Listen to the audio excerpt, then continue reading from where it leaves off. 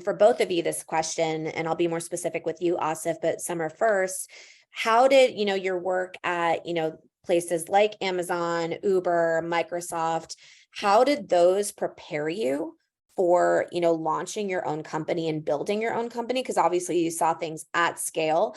And then maybe did you also learn things of what not to do? Like, what did you not want to repeat based off of those experiences as well?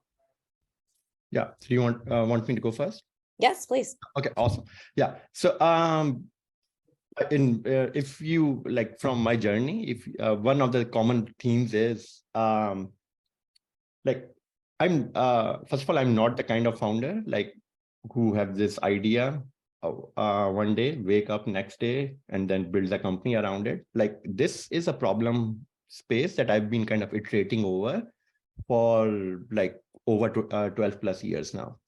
So my journey at like Amazon, Microsoft, Uber, especially like that played a huge role in kind of getting both me and Max to where we are right now.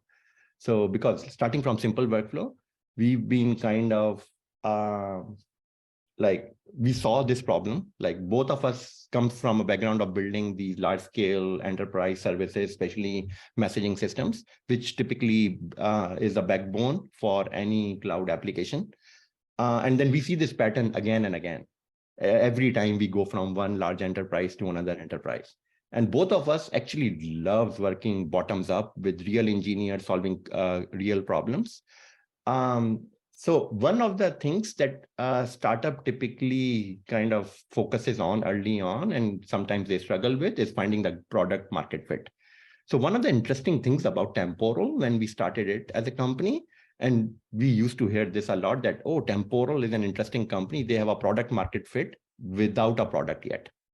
And the reason we used to hear that is because of our earlier experience in these larger places like Amazon, Microsoft, and Uber, because that helped us shape the technology, work with real engineers who have real problems and solve those problems through the platform that we have been trying to iterate over for over a decade. And to answer your other question, essentially, like, what are the things key learning for me is, if you look at the first few iterations, every time kind of we focus building on these developer platforms and as proprietary systems. So one of the key learnings for us essentially during at least the first couple of iterations is these kind of systems needs to be built as an open source project.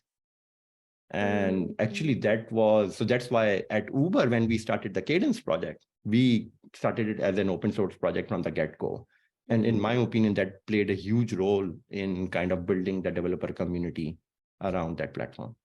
Great. And just to quickly, as a follow-up question, because maybe people in the audience may not be aware, but I'm also curious, what does PMF look like without a product? Like, what does that mean? Can you unpack that a little bit for us?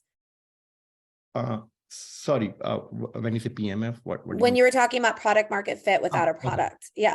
Yeah. What does it look like? Yeah. So it's one of my, actually the first decade at Microsoft, I've been worked with super smart people, and like especially around Microsoft as a company actually cares hugely about developer experience. I don't know if people have seen, there's an old video, if you search for Steve Ballmer, like he was on a stage and then just probably 5 minutes just doing this rant of developer. So Microsoft as a company is like hugely, like they have done tons and tons of investments around building the developer community, and then people building that community to build all sorts of applications on top of Windows platform. One of the things that I've learned is a lot of innovation that happens at Microsoft is sometimes they are very disconnected with, they're trying to come up with experiences on their own without building this feedback loop with the actual developers. So when I say product market fit, one of the interesting things how both me and Max operates is we have evolved this platform by solving real developer problems. Each and every feature in our platform, actually, I can tie it to a real life outage that I have seen in my past lives in those places. So when I say product market fit is essentially especially for a startup during the early stages, creating this, what's the value proposition of what you are building, why someone should be, what are the key differentiators, who are your like competitors, and how do you differentiate your platform against those competitors? So that is in overall, that's what I describe as a product market fit. And temporal, because of this decade of iteration of working with real developers, solving their real problems. I think one of the things which was amazing when we started the company is we already had this product which people find it useful for their day-to-day life.